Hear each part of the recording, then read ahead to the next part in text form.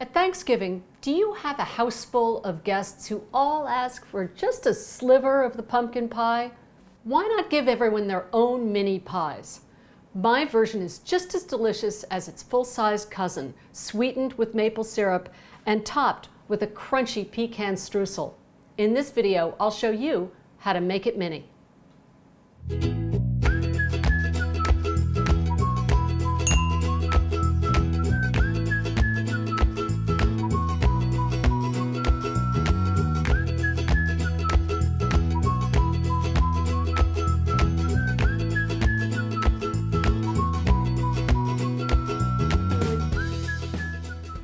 First, we'll make the filling. I like to mix it in a 4-cup Pyrex measure because it makes filling the tarts easier. I have the pumpkin puree already in the mixing bowl, and I'm going to add the maple syrup and some spices. This is cinnamon, ginger, cloves, and nutmeg. And of course, a pinch of table salt. Whisk that together. Then I'm going to add 1 egg,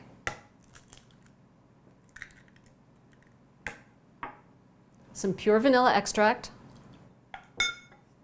and then whisk it until it's just blended. Okay, that's it. So for the crust, you can use store-bought dough or you can use homemade like I have here. If you're using homemade, you want to make sure you roll it to just a little thicker than 1/8 of an inch. So to make the rounds, I'm going to use a 3.5-inch cookie cutter. It makes it just the right size to fit into our standard size muffin tins. So stamp out as many as you can. You'll need 10 altogether. I like to use parchment when I roll out pastry of any sort because it prevents it from sticking to the table. 8. We're going to gather the scraps together and then roll them out for our remaining 2 circles. Okay, now we have our 10 rounds, so we're going to line the muffin tin.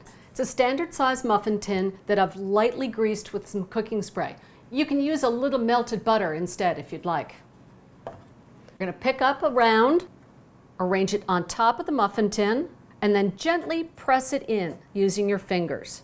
You want to make sure there are no air bubbles in the bottom, and if it gets too sticky, just use a little flour on your fingertips.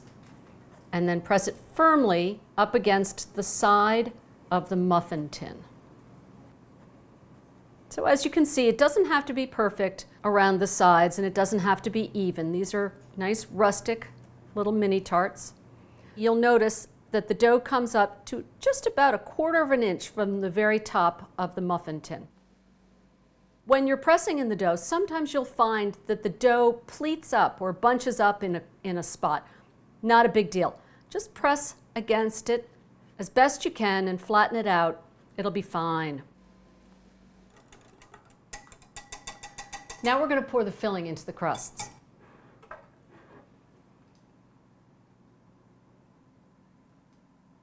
So the filling comes up about halfway into the crust.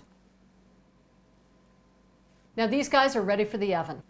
We're going to bake the tarts at 375 degrees, and you'll notice I have my oven rack in the lower third of the oven. They bake until the crusts are golden brown and the centers jiggle just slightly when the pan is nudged. We're going to let the tarts cool on a cooling rack for about 10 minutes. And while those guys are cooling, we're going to make the streusel topping. Technically, it's not really a streusel because it's not baked along with the tarts, but it's super easy and it's a really nice finishing touch. It's a combination of toasted pecans that are chopped, a little bit of cinnamon, and a little bit of brown sugar. Put them all in my food processor, and I'm just going to process them until they're nice and finely ground.